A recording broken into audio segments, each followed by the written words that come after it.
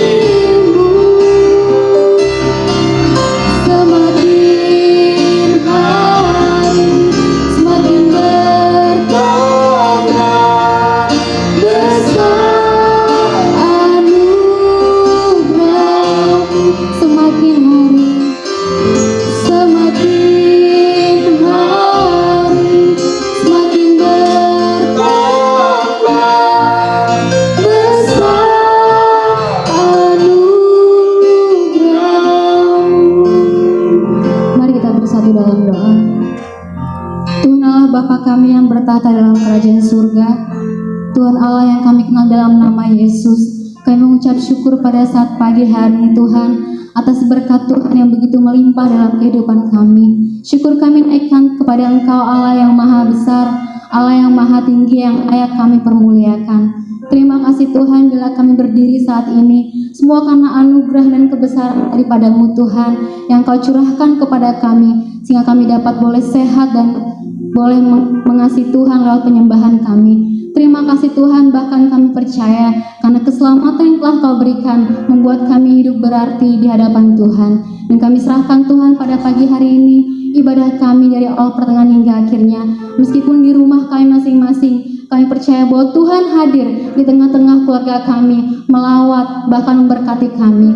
Terima kasih Tuhan, kami juga berdoa untuk firman-Mu pada hari ini yang akan disampaikan oleh Bapak Gembala Sidang kami. Kiranya Tuhan berkati agar firman-Mu mulia, menguatkan kami, agar firman-Mu boleh mempertambah iman kami, semakin setia meskipun banyak cobaan, meskipun banyak hal-hal yang besar yang terjadi, tapi kami percaya Engkau selalu beserta dengan kami. Terima kasih Tuhan, ampuni segala dosa dan pelanggaran kami. Hanya di dalam nama Tuhan Yesus kami berdoa dan bersyukur. Haleluya, amin. Kita tetap berdiri jemaat Tuhan yang terkasih. Kita akan mengikrarkan pengakuan iman rasuli secara bersama-sama. Pengakuan iman rasuli. Aku percaya kepada Allah, Bapa yang Maha Kuasa, Khalik langit dan bumi, dan kepada Yesus Kristus, Anaknya yang tunggal Tuhan kita, yang dikandung daripada Roh Kudus, lahir dari darah anak Maria, yang menderita sengsara di bawah pemerintahan Pontius Pilatus, disalibkan, mati dan dikuburkan, turun dalam kerajaan maut. Pada hari yang ketiga, bangkit pula dari antara orang mati, naik ke surga, duduk sebelah kanan Allah, Bapa yang Maha Kuasa. Dan dari sana Ia akan datang untuk menghakimi orang yang hidup dan yang mati. Aku percaya kepada Roh Kudus, gereja yang kudus dan am, persekutuan orang kudus, pengampunan dosa, kebangkitan daging, dan hidup yang kekal. Amin. Jemaat Tuhan, saya persilakan duduk kembali. Kita akan mendengarkan firman Tuhan pada saat pagi hari ini yang akan dibawakan oleh Gembala Sidang kita Bapak Pendeta Iwayan, diri dengan satu pujian, Allah Peduli.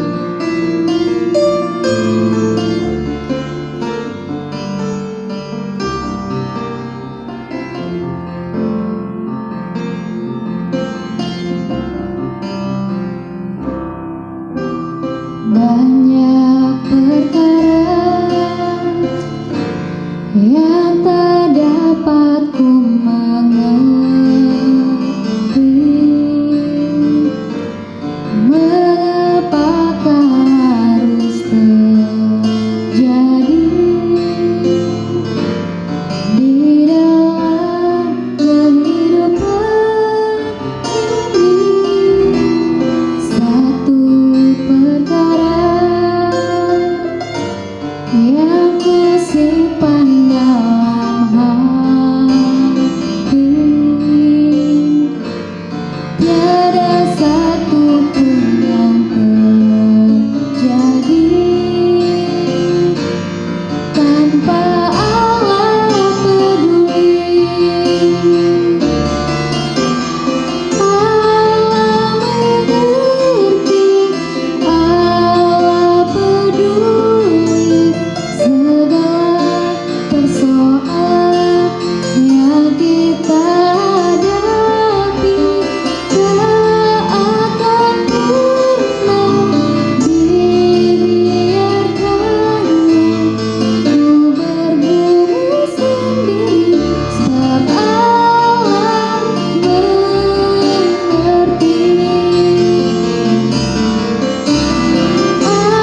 Allah mengerti, Allah peduli segala persoalan yang kita hadapi. Tak akan pernah dibiarkannya ku bergumul sendiri, sebab Allah mengerti. Kita berdoa. Bapa di surga, kami sangat bersyukur atas anugerah waktu yang Tuhan beri untuk kami memperdalami firman Tuhan, supaya dengan firman-Mu kami lebih dalam lagi berakar, yang pada akhirnya boleh bertumbuh dan menghasilkan buah-buah, sehingga hidup kami boleh berkenan mempermuliakan nama Tuhan. Dalam nama Yesus kami berdoa. Amin. Ya, Shalom Bapak Ibu Saudara sekalian yang dikasihi oleh Tuhan Yesus Kristus.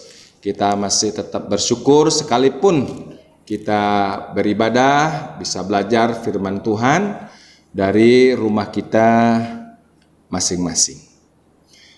Pada hari ini kita akan mendengar firman Tuhan yang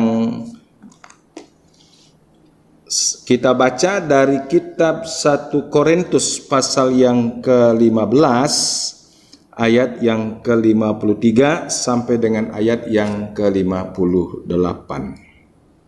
Demikian sabda Tuhan. Karena yang dapat binasa ini harus mengenakan yang tidak dapat binasa, dan yang dapat mati ini harus mengenakan yang tidak dapat mati. Dan sesudah yang dapat binasa ini mengenakan yang tidak dapat binasa, dan yang dapat mati ini mengenakan yang tidak dapat mati, maka akan genaplah firman Tuhan yang tertulis, maut telah ditelan dalam kemenangannya. Hai maut, di manakah kemenanganmu? Hai maut, di manakah sengatmu? Sengat maut ialah dosa, dan kuasa dosa ialah hukum Taurat. Tetapi syukur kepada Allah yang telah memberikan kepada kita kemenangan oleh Yesus Kristus Tuhan kita. Karena itu, saudara-saudaraku yang kekasih, berdirilah teguh, jangan goyah, dan giatlah selalu dalam pekerjaan Tuhan. Sebab kamu tahu bahwa dalam persekutuan dengan Tuhan, jerih payahmu tidak sia-sia. Terpujilah Tuhan atas firman-Nya, dan berbahagialah kita semua yang selalu memelihara firman Tuhan dan yang melakukan dalam hidup kita hari lepas hari. Yesus Kristus telah bangkit daripada kematian. Itu berarti bahwa Dia telah menang. Sehingga kemenangan Kristus ini merupakan, saya katakan, sebagai satu deklarasi kemenangan yang kekal. Kemenangan yang luar biasa. Hal yang pertama yang boleh kita renungkan daripada firman Tuhan hari ini adalah, yang pertama, kemenangan kebangkitan Kristus memastikan bahwa semua musuh dikalahkan. Musuh itu adalah iblis. Musuh itu adalah kuasa dosa di dalam diri kita manusia. Musuh itu adalah pengaruh dunia yang jahat, yang selalu menstimulan kita untuk membawa di dalam dosa. Sesuai dengan ajaran-ajaran Alkitab, bahwa sadarlah, iblis itu selalu berkeliling seperti singa yang mengaum-ngaum, yang siap mencari orang yang dapat ditelannya. Saudara, iblis ini adalah musuh besar. Siapakah kita manusia yang mampu mengalahkan kuasa iblis? Iblis telah memperdaya manusia dari Taman Eden dan terus jatuh dalam dosa, dan akhirnya kita manusia terpasung di dalam dosa. Dengan berbagai cara, dengan berbagai taktik, dengan berbagai kelicikannya, iblis selalu datang menggoda, merayu, bahkan mengintimidasi. Sehingga pada akhirnya manusia dibawa untuk berdosa. Yang kedua, kuasa dosa di dalam diri kita orang percaya.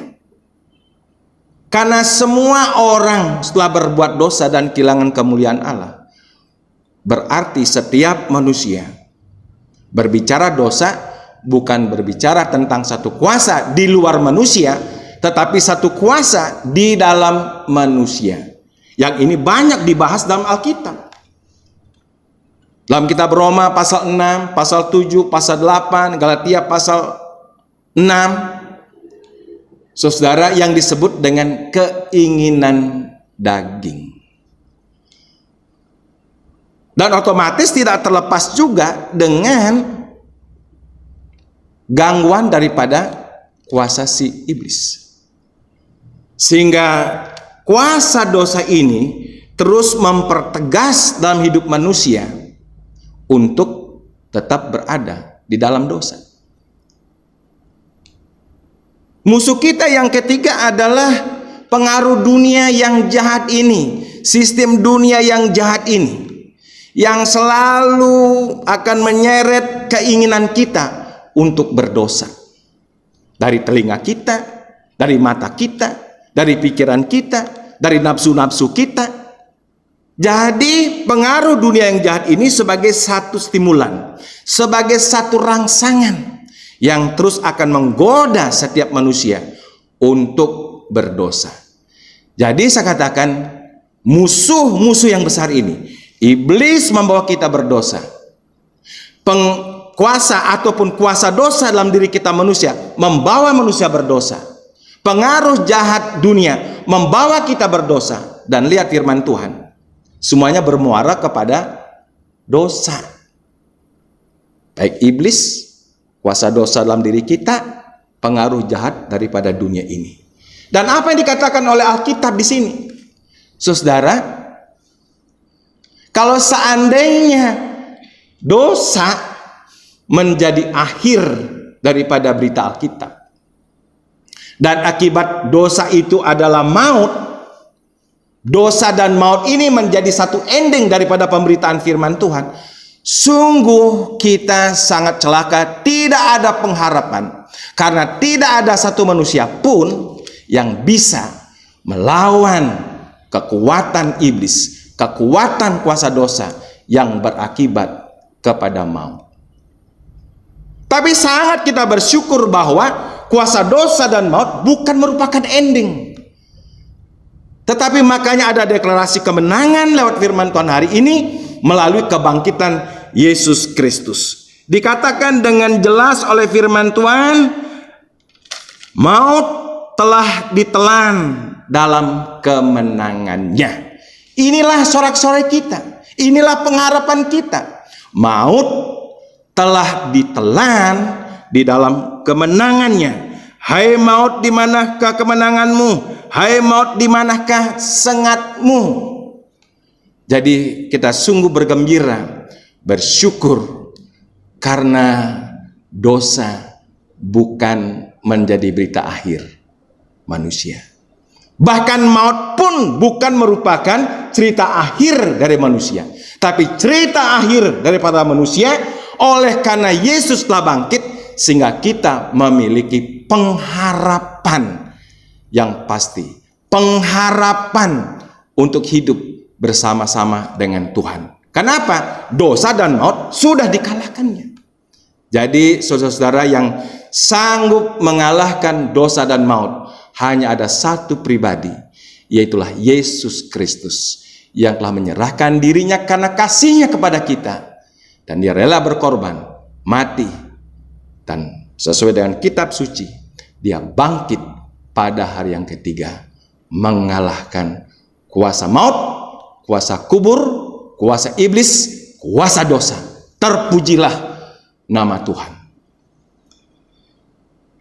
Yang kedua, kita belajar dari firman Tuhan ini bahwa kemenangan kebangkitan Kristus memastikan kebangkitan orang percaya dengan tubuh kemuliaan dan hidup yang kekal. Wah, saudara-saudara, sungguh sangat dahsyat, luar biasa.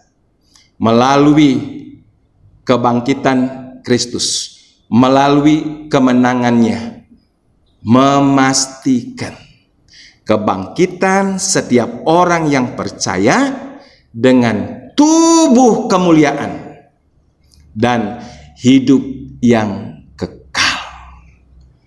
Saudara-saudara, saya katakan inilah tujuan yang paling utama, tujuan yang paling inti. Yesus datang ke dunia dan menjalani satu proses kehidupan yang panjang untuk bertempur melawan dosa sampai dia mati di kayu salib.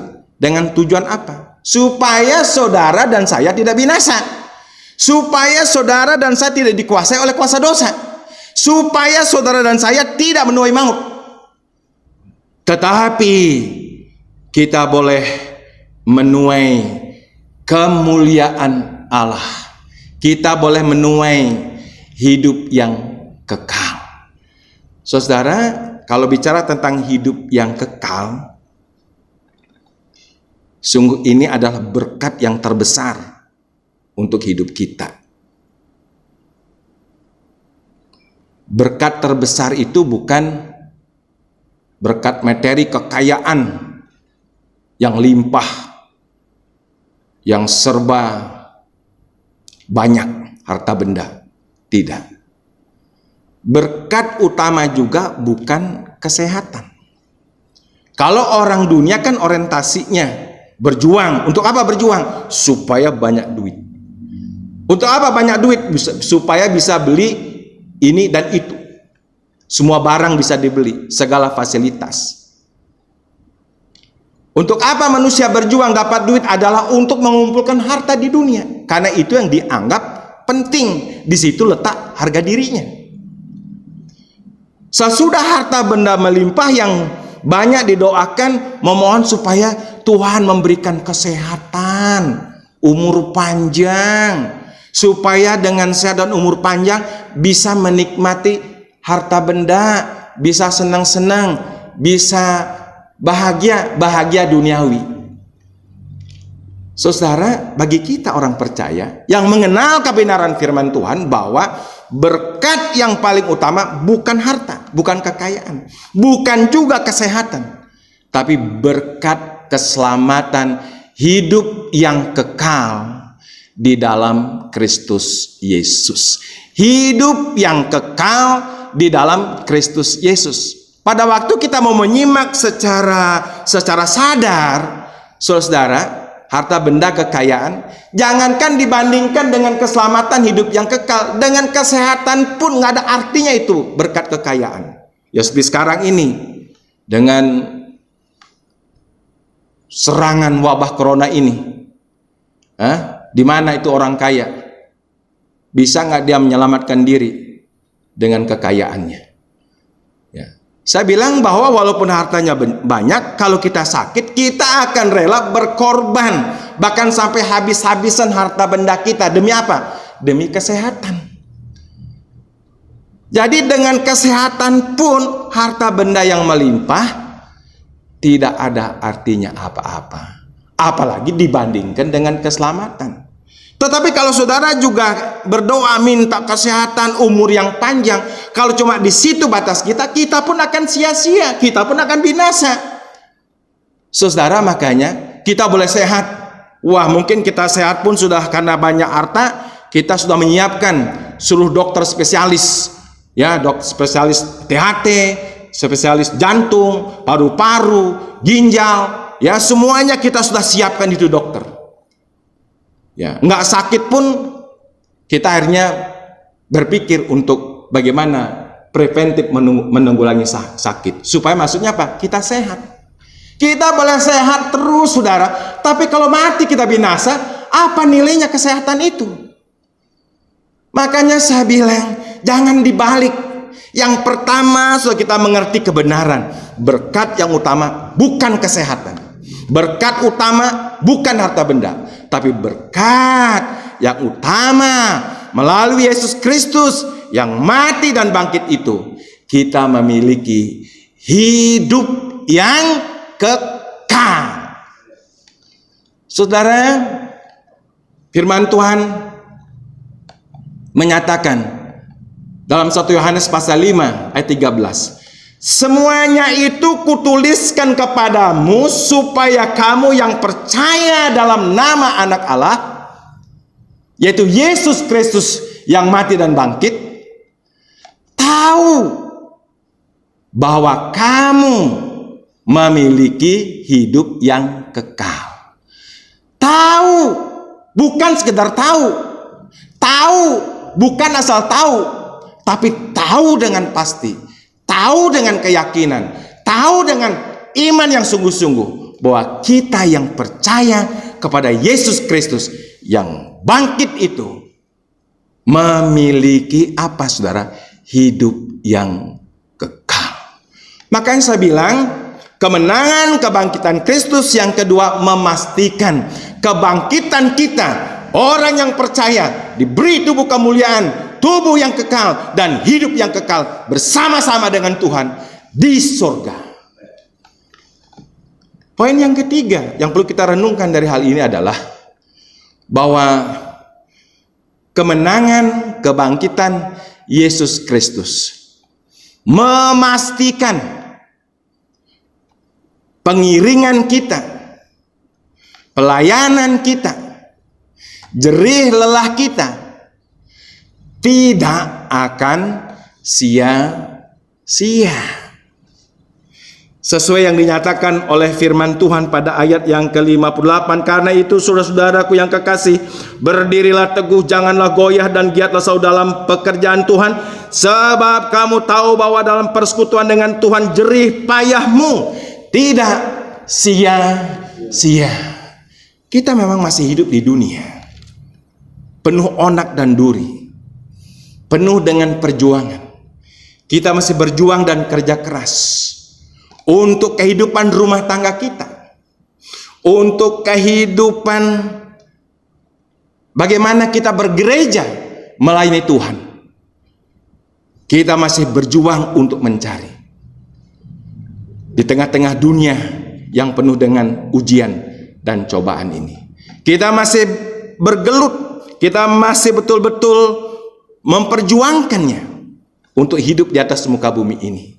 Tapi ingat saudara, janji Tuhan ini, ya, bahwa jerih lelah kita berjuang untuk membahagiakan keluarga, jerih lelah kita di dalam membangun pekerjaan Tuhan, jerih lelah kita dalam bergereja, bersekutu, beribadah kepada Tuhan, jerih lelah kita untuk tetap setia dalam setiap perjuangan kita.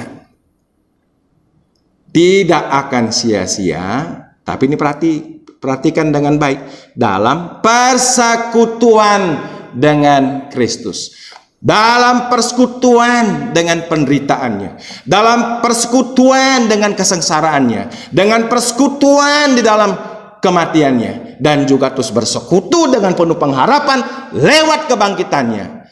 Jadi makanya saudara, jangan cuma jerih lelah, jangan cuma capek kerja kantor, kita pulang, kita kerja ke warung, ke pasar, segala macam, capek kita berjuang untuk membahagiakan rumah tangga, capek kita melayani, kita melakukan ini dan itu, tetapi nggak ada persekutuan dengan Tuhan, sia-sia saya bilang. Makanya Alkitab itu jangan separuh-separuh, jangan parsial, harus komprehensif. Perhatikan dengan teliti firman Tuhan, tidak akan sia-sia dalam persekutuan dengan Kristus yang mati dan bangkit itu. Makanya saya punya prinsip dalam mengetapkan pelayanan di gereja. Saya menegaskan kalau orang tidak mau beribadah, tidak mau bersekutu, jangan melayani. Nanti kalau orang nggak punya persekutuan dengan Tuhan, dia capek melayani, bukannya dia bersyukur, dia malah ngomel-ngomel, bersungut-sungut. Tapi saya bilang orang yang punya persekutuan hubungan dengan Kristus, seperti Maria, selalu duduk dekat kaki Yesus, mendengar suara Yesus, memiliki persekutuan. Capek boleh, lelah boleh, menanggung mungkin persoalan yang berat juga boleh. Tapi orang yang mempunyai persekutuan, ada tandanya, dia akan selalu bersyukur, dia akan sanggup tersenyum di tengah-tengah keadaan yang sulit. Itu tandanya orang punya persekutuan. Maka saudara, kalau yang senang melayani, maka jangan cuma sekedar senang, wah mau ke sana, mau ke situ, ke utara, ke selatan, ke timur, ke barat, ya, tapi nggak punya persekutuan dengan tujuan supaya orang tuh puji-puji kita.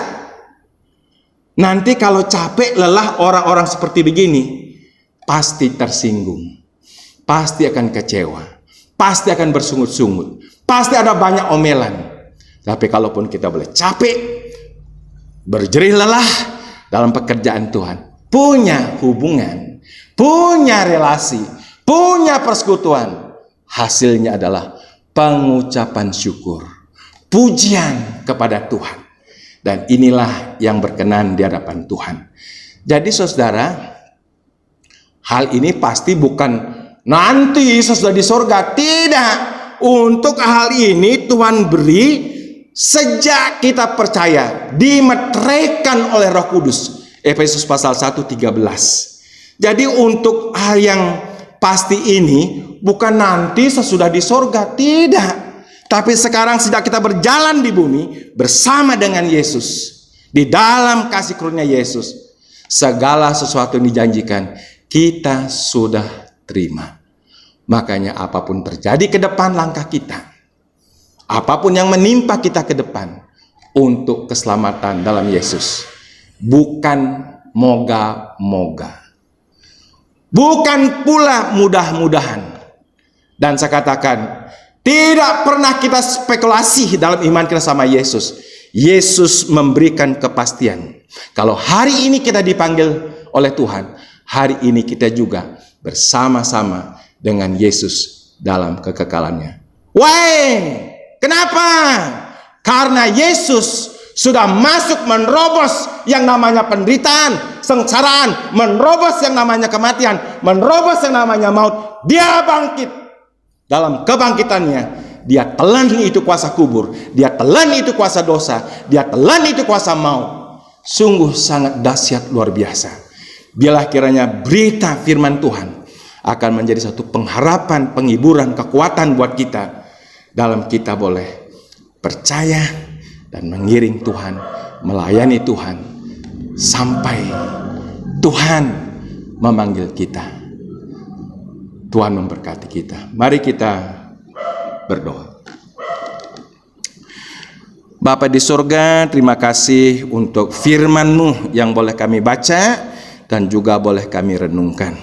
Bahwa kami percaya kepada Kristus, bukan Kristus yang tinggal mati, tapi Kristus yang bangkit daripada kematian, yang mengalahkan kuasa dosa, yang mengalahkan kuasa maut, yang mengalahkan dunia ini. Dan Engkau bangkit, memberikan kuasa kemenangan itu kepada setiap kami yang percaya Tuhan Yesus. Terpujilah Engkau, dalam nama-Mu kami berdoa. Amin. Haleluya, terima kasih untuk Bapak Gembala Sidang kita, Bapak Pendeta Iwayan, atas pemberitaan firman-Nya. Tuhan Yesus memberkati. Dan kita bersyukur bahwa kemenangan di dalam kebangkitan Tuhan kita Yesus Kristus menjadi suatu pengharapan bagi kita bahwa kita mempunyai hidup yang kekal. Jemaat Tuhan, kita akan memberikan persembahan untuk pekerjaan Tuhan di tempat ini dengan satu pujian, sebab Dia hidup.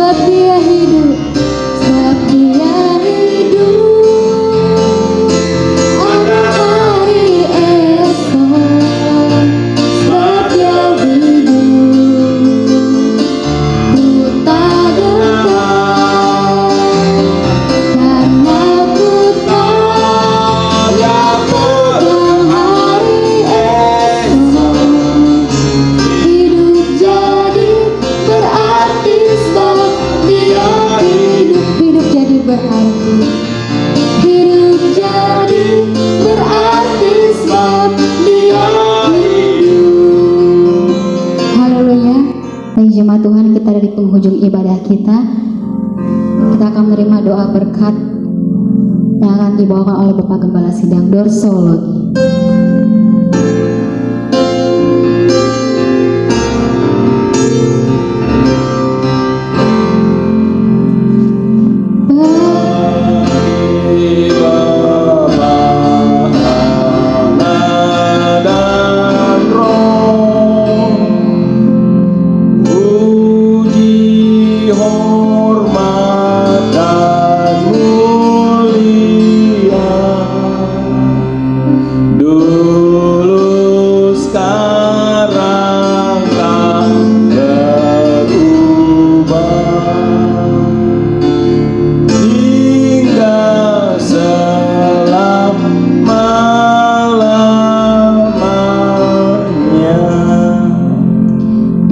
penghujung ibadah ini bersama-sama dengan seluruh jemaat yang sedang bertelut di rumah kami masing-masing.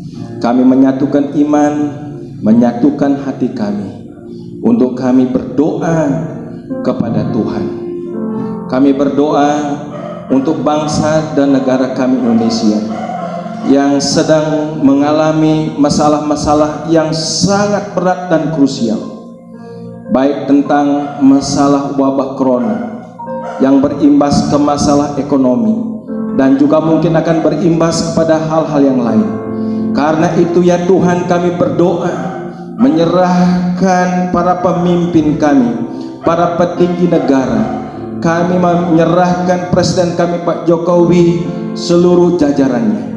Biarlah bisa terkoordinasi dengan seluruh lembaga-lembaga tinggi negara, baik itu lembaga legislatif, lembaga yudikatif, lembaga KPK, TNI, Polri, dan seluruh pemerintahan daerah, dari gubernur, bupati, wali kota, camatan, lurah, RW, RT yang tersebar di seluruh kawasan Republik Indonesia, agar kiranya ada kesinergian, ada kebersamaan, supaya sama-sama bekerja dan pada akhirnya seluruh persoalan-persoalan yang ada, khususnya menangani wabah corona ini, akan bisa diselesaikan dengan baik. Kami juga mengangkat dalam doa untuk peran gereja-gerejamu di Indonesia dalam wadah ataupun denominasi gereja, baik itu yang diwakil oleh KWI, PGI, PGLII, PGTI, dan juga wadah-wadah gereja yang independen. Biarlah kami gereja Tuhan boleh melakukan perannya, bisa memberikan satu kontribusi, kesaksian, dan juga tindakan-tindakan yang nyata, bersinergi dengan pemerintah, supaya kami sebagai gereja boleh menjadi kesaksian bagi rakyat Indonesia ini. Kami juga berdoa untuk gereja Musdang Kristus, untuk setiap gereja lokal, baik yang ada di daerah Jakarta, Jawa Barat, baik yang ada di daerah Sumatera Selatan, yang ada di Batam, yang ada di Bangka, dan juga di Kalimantan Barat, khusus daerah Sanggau.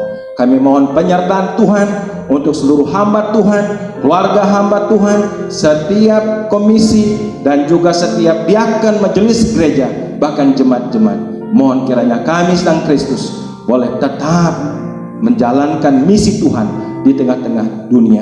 Khususnya kami berdoa untuk saudara kami, Tuhan menolong, biarlah kiranya hamba-Mu Bapak Pendeta Andrew sebagai ketua sinode, Tuhan berikan hikmat, kekuatan, kesehatan untuk bisa memimpin kami semua, gereja-gereja-Mu sedang Kristus di Indonesia ini.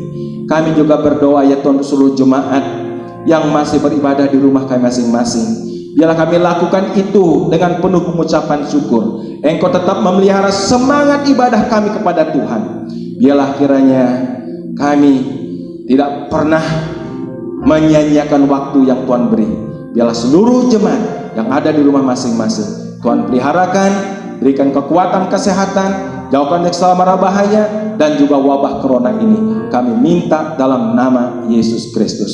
Dan biarlah setiap kami para pengurus gereja majelis, hamba-hamba Tuhan, tetap memelihara semangat kami untuk melayani Tuhan. Kami tak pernah menjadi gentar, kami tak pernah untuk surut, tapi biarlah roh kami bernyala-nyala dan melayani Tuhan. Terima kasih Tuhan, terpujilah Engkau kekal untuk selama-lamanya. Segala persembahan yang sudah kami bawa kepada Tuhan, Tuhanlah memberkati. Dalam nama Yesus yang mengajarkan kita semua berdoa demikian. Bapa kami di surga, dikuduskanlah nama-Mu, datanglah kerajaan, jadilah kehendak-Mu di bumi di surga. Berilah pada hari ini makan kami secukupnya, dan ampunilah kesalahan kami, seperti kami sudah mengampuni orang lain yang bersalah pada kami. Dan janganlah membawa kami dalam pencobaan, tetapi lepaskanlah kami dari segala yang jahat, karena Engkaulah empunya kerajaan dan kuasa dan kemuliaan sampai selama-lamanya. Arahkan hatimu dan terimalah berkat daripada Tuhan. Kiranya damai sejahtera dari Allah Bapa yang limpah sempurna, kasih karunia penebusan, pengampunan dosa, keselamatan, hidup yang kekal dalam Kristus Yesus, anaknya yang tunggal, serta janji penyertaan, penghiburan, kekuatan oleh Roh Kudus menyertai saudara sekalian sekarang ini sampai selama-lamanya. Amin. Amin. Amin.